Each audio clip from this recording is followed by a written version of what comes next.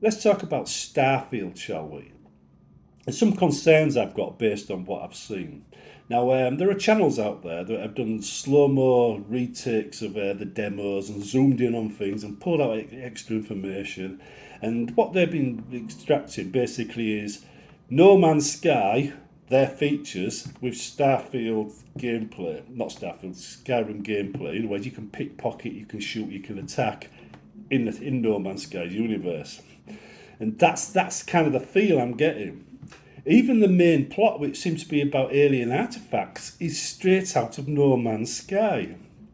So we see here, if you imagine Starfield, Skyrim style gameplay in No Man's Sky, that appears to be what Starfield is.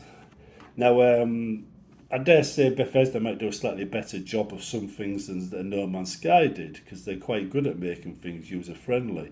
But still, it doesn't fill a sci-fi fan like me with much hope that the game will be anything more than average.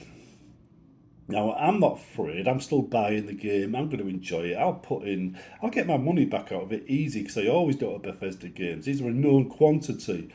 Their worst game is still pretty good to me. So, but it does mean that it's not going to be as inspiring and as awestruck, awesome as say Skyrim was with the dragons.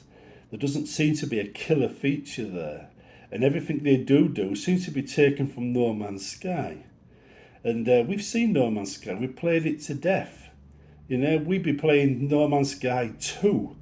This is the thing. But that's my concern anyway. But if that is the case, and I'm looking at the cities, and they don't appear to have developed the cities as far as I would have liked.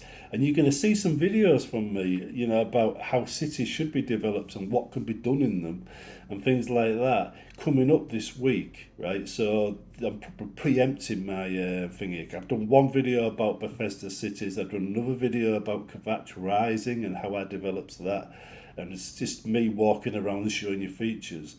But you'll get an idea from them two videos on exactly what I'm talking about. But if they have basically just sat on their laurels and produced standard template cities like Solitude, then what you saw me do in Solitude with the Necromancer Guild, with the Solitude Mages Guild, and with the Fighters Guild, you will see happen again in Starfield, because that is something I will do to bring this thing to life. It might be gangs, it might be some exploration guild, it might be a mining company, it could be any number of things, but it will happen, right? This will happen, it will add to the game, and I'll have those characters walk out into the city. If people go and do a city overhaul, you won't be able to use one of my mods because I'm going to need small areas of the city to work in, and these overhauls tend to just edit everything, which means it's automatically incompatible with my work by their own choice. What I suggest people do, or people editing cities, is focus on little areas. Don't make the whole city mod. Focus on little areas like I do. It's more compatible. You only conflict with something that uses exactly the same spot there. Anyway, do people. People are easy enough to change. And leave the street layout as it is. Never mess with the street layout because all mods need that street layout to be the same. But anyhow, it looks to me like if they're going to go that route, it's going to be a very average game. And if it's going to be a very average game, because it's Bethesda making an average game, it's going to get a lot of negative press. But that isn't going to stop me modding it, right? Because if a game has its flaws and I like it, I usually fix those flaws. I do. Now, if we go on to the worlds and stuff like that, and we start looking at moons and being fairly barren and things like that, you get to scan planets again. It's a No Man's Sky feature with flora being scanned and animal life being scanned. It's not unique to Bethesda. It's borrowed.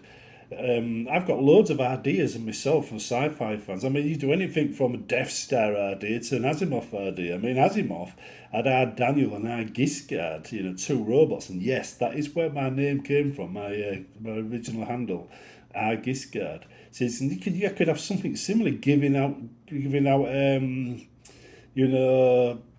quests. I mean, maybe it's even an alien, which the player never quite meets, and he's drawing him into the plot line to support Bethesda to make it a little bit more interesting, maybe. There's loads of ideas. I've got thousands. But getting the cities up to scratch with guilds and mining companies and that kind of thing, that will be a priority.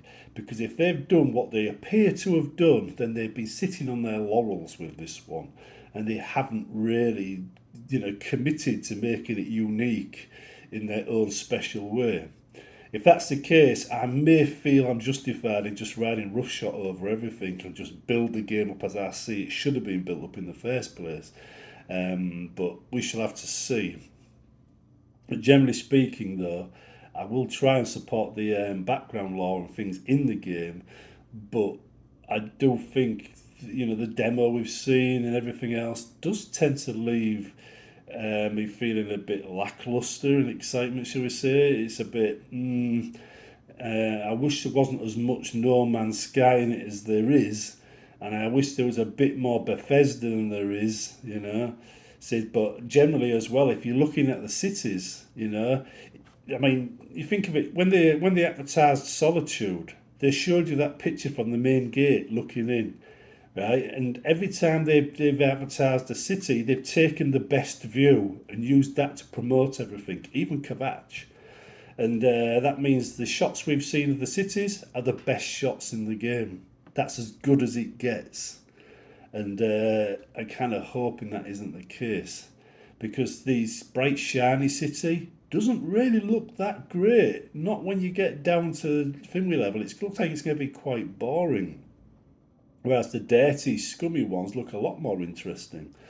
So anyway, the way I see it is, at worst, it means I've got to make loads and loads of guilds and companies and stuff that you can work for to provide missions and add life to it.